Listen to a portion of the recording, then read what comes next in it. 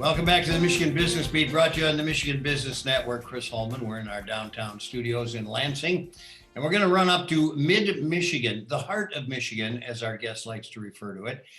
James McBryde. Jim is a president and CEO of the Middle Michigan Development Corporation in Mount Pleasant. Jim, it's always good to spend time with you. How you doing?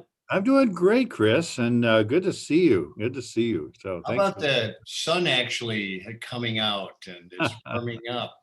Yes, yeah, I was out yesterday, and that's not doing so hot today, but yes, we're Well, happy. how about this? How about coming out of that snow? How did winter go for mid-Michigan? It was it actually it was pretty cold there for some months here, but we've come through okay, and with COVID and everything else, I think I was expecting actually things to be a little worse than it ended up being, but I think the grant programs helped a lot. So we've come through it okay. Well, a lot of challenges out there. Let's talk about that grant process though, because you guys were pretty instrumental in that. Yeah, we were one of the 15 organizations selected by the state. So we did, the Michigan Small Business Relief Program, the Survival Program, the Restart Program, Match on Main.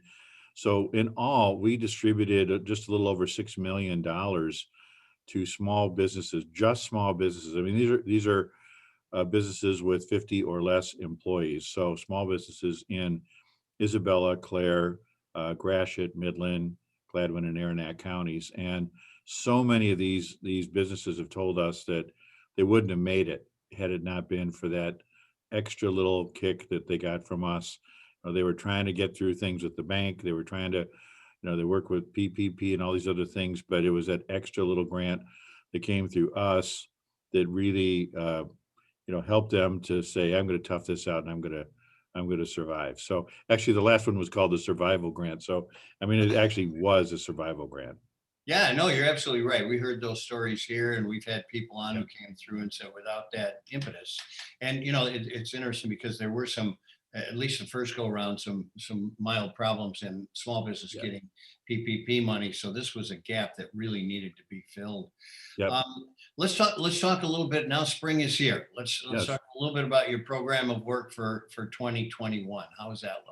Right. Well, so we are actually expecting, we're hearing through the grapevine, one more major grant program, probably late April, May, based on the new federal money that's coming in. So we're not quite out of that yet. But as the economy is opening up, I mean, we're doing our retention calls, and we're getting out there and talking with people. And the ones that have made it through, Chris, I think.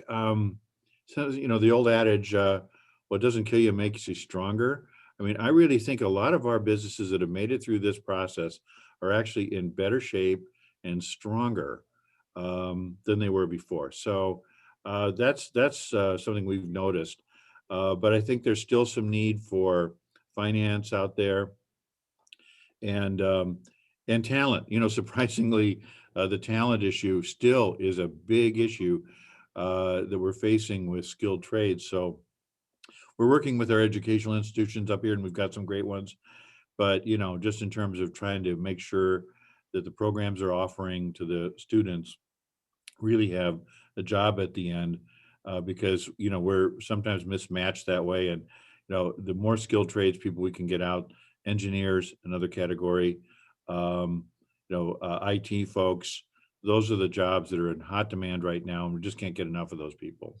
It's kind of interesting because I'm now on the state board, association board for Michigan Works, and have been on Capital Area Michigan Works for many years. And even in the darkest downturn, the need for talent still did not go away, and certainly in some industries, and Right. I think people were unaware of that. Right, they are. And so, we're continuing, but we run into it every single day. But I mean, the economy is coming back.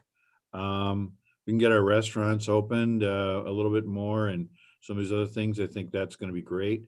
And we know it's been it's a thing that we've got to weigh health and safety versus opening the economy. And I understand it's a tough call sometimes, but we really are seeing as we're opening up, there's a lot of pent up demand. I would look for car sales and some of these other leading indicators to be off the charts as the economy opens back up. You know, the interesting thing about car sales, because we watch that closely, obviously, they can't get product. Right. Their problem is inventory. Right. Yeah. Waiting lists. You got to Yeah. be on a waiting list for some models. So I Who think it thought takes that over would a ever? year, to get a Corvette. I know, I know. Well, and also the irony is there's not enough housing inventory, and so Right. real estate is not able to sell as much as they could. Right. Yeah, it's kind of interesting stuff what's going on. Well, Jim, it's always good to spend time with you, and I think Yeah. we all appreciate the great job you're doing up there. And Thank you. if I don't see you before, we actually might bump into each other at the policy conference. Oh, right. Right. Okay. Well, that'd be great. Good to see you. Good to see you again there, Chris. All right, bud. In Take care. person. Yes. All right. Thank you. All right, James McBryde, Jim McBryde, President and CEO of the Middle Michigan Development Corporation in Mount Pleasant, Michigan. We're going to be right back. You're watching the Michigan Business Beat on the Michigan Business Network.